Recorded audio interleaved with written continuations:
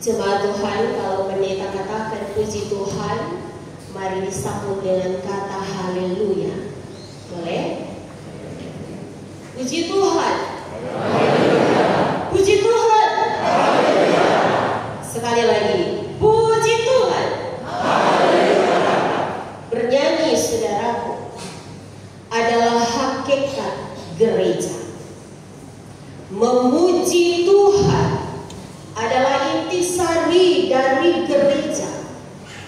Seorang teolog terbesar di abad 20 diberi nama Karl Barth.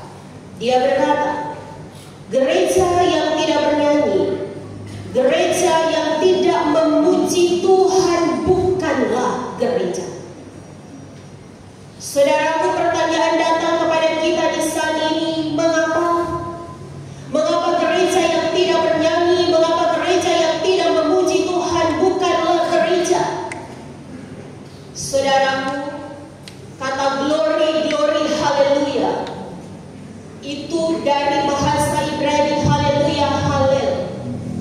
Akar kata dari kata tehila yang artinya puji-pujian, diambil dari kata tehilim yang artinya mazmur.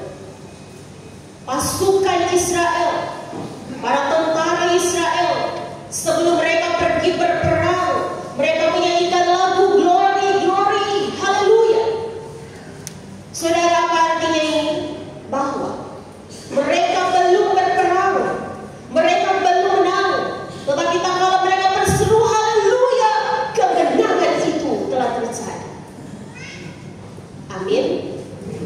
Saudara, orang sekarang belum berhenti dengan masalah, belum berhenti dengan persoalan. Kita tetap menghadapi pergumulan, kita tetap menghadapi sakit penyakit, kita tetap menghadapi duka, kekurangan. Tetapi tak kala kita berseru haleluya, saudara, mujizat itu telah terjadi. Amin. Pertolongan Tuhan telah nyata. Saudaraku, hari ini tak kala tema khotbah biarlah segala makhluk memuji namanya yang kudus, kita hendak diingatkan sebagai warga gereja untuk kita menyadari bahwa memuji Tuhan adalah nafas hidup kita. Tak kala kita Tuhan izinkan boleh hadir di rumah Tuhan, tak kala 24 jam hari ini Tuhan beri, orang luangkan waktu sekitar 1,5 jam untuk ada di kediamannya yang kudus. Saudara, ini berkat. Mengapa berkat?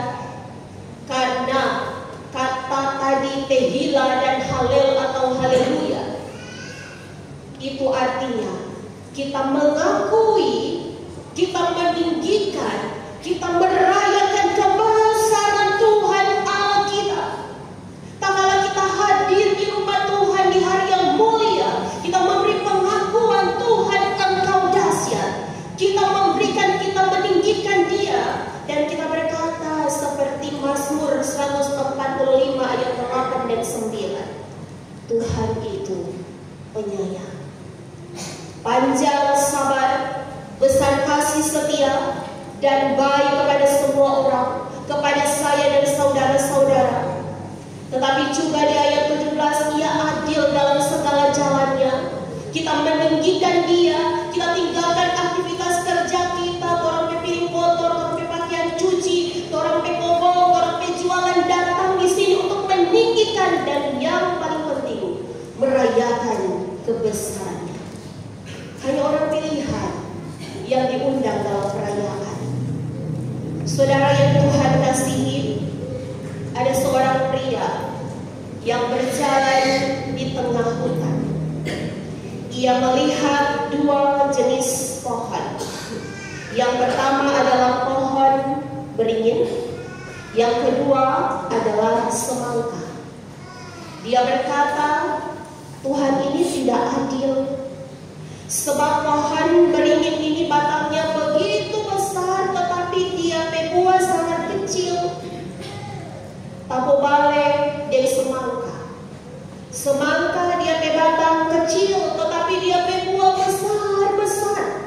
Dan karena itu Tuhan tidak adil. Saudara, karena dia lelah bawah pohon beringin, karena memang teduh. Tak kala angin berhembus, tak kala angin bertiup, maka berjatuhanlah buah dari pohon beringin, biji-biji beringin itu, dan menimpa kepalanya. Dia pun terbangun, saudaraku, dan secara spontan dia berkata, "Tuhan, ternyata Engkau adil. Kalau pohon beringin ini buahnya sama dengan semangka, jatuh pak kita ke kepala, berarti pijak kita ke kepala." Saudara, orang adil beda dengan Tuhan. Tuhan membawa kita di jalan yang berbeda. Ada yang baron lewat di Tanah Wangko, ada yang baron lewat naik gunung di Tomohon, ada yang terputar-putar di dalam kota, tetapi tujuannya satu, semuanya menuju pada kebaikan. Amin. Raja Daud, pemazmur, kita tidak tahu, tetapi Alkitab mencatat latar belakang kehidupannya. Dia tidak dianggap sebab tubuhnya kecil, 8 bersaudara, dia kakak-kakak baik jadi tentara. Dia disuruh-suruh pergi antar-antar makanan, pada dia kakak-kakak sampai di medan perang dia dihina. Pak apa ada di sini pulang, ada gembalakan kami domba ayah yang cuma 2-3 ekor di padang enteng. Saudara, tak kala ia cuma dipilih dan diurapi menjadi raja, ia difitnah, ia dicemburui, nyawanya diancam hendak dibunuh oleh mantan Raja Saul. Tetapi Tuhan memilih dia. Dia juga jatuh ke dalam dosa sama dengan orang. Dia juga punya kelemahan dan kekurangan tak kala dia menyukai istri orang. Tetapi Daud bertobat, Daud mengubah hidupnya, Daud memberi dirinya untuk Tuhan. Dan karena itu firman ini mengajarkan bahwa Daud berkata di ayat 1, "Aku hendak memuji Tuhan, mengagungkan Tuhan seterusnya dan selama-lamanya." Saudaraku, di jalan memutar yang Tuhan beri kepada kita masing-masing dengan DP kisah yang berbeda. Ada yang tertawa, ada yang menangis, ada yang sukses, ada yang gagal, ada yang sehat, ada yang sakit. Tetapi hari ini firman mengajarkan kepada kita bahwa tak kala kita memuji Tuhan, tak kala kita bersyukur, tak kala kita bernyanyi dengan hati yang tulus di hadapan Tuhan sama dengan glory, haleluya. Orang belum berperang masih minum manis, orang belum menang, tapi tak kala kita memuji Tuhan, mujizat terjadi, kita dimenangkan, kita dikuatkan, kita ditambahkan. Dan karena itu firman katakan, biarlah orang yang bernafas ini memuji nama Tuhan. Dia adil, saudaraku. Sama dengan itu pria tadi, kalau betul itu bikin semangka pasar ciri sama di buah beringin, bisa dia kepala. Keluarga yang berduka, keluarga besar, Mararai Jonathan. Tapi juga ada beberapa keluarga yang berduka beberapa waktu yang silam, keluarga Loho Barahese, keluarga Wangga Gampahiyang. Tapi juga orang. Hari ini mari kita mau belajar untuk kita tetap bernyanyi, kita tetap memuji Tuhan di setiap musim kehidupan kita. Semua yang Tuhan lakukan demi kebaikan kita. Memang saat ini kita belum melihat jalan, tapi berjalan dan berproses bersama Tuhan akan mendewasakan kita. Jemaat yang dikasihi Tuhan, lalu bagaimana caranya untuk kita memuji dan bernyanyi, mengucap syukur, untuk mengagungkan Tuhan? Cara yang pertama, mari kita bernyanyi, mari kita bermusik dengan baik dan benar. Kalau lomba, apakah paduan suara, apakah solo, itu pertunjukan. Kita memberi tepuk tangan untuk semua dia penyanyi, Kita memberi pujian untuk semua dia penyanyi. Tapi kalau dalam ibadah puji-pujian, apakah kantoria, apakah pemain keyboard, seharusnya kita bernyanyi dan bermusik dengan baik dan benar, bukan untuk kita tapi untuk Tuhan. Sehingga persiapan itu perlu, latihan itu perlu. Pendeta rumah waktu sebelah di gereja Pentekosta 2 hari dia pemusik, dia penyanyi, latihan buat ibadah hari Minggu. Untuk apa? Untuk memberikan yang terbaik bagi Tuhan. Saudaraku, yang kedua, mari kita memberi persembahan dengan hati yang mengucap syukur, bukan dengan sungut-sungut.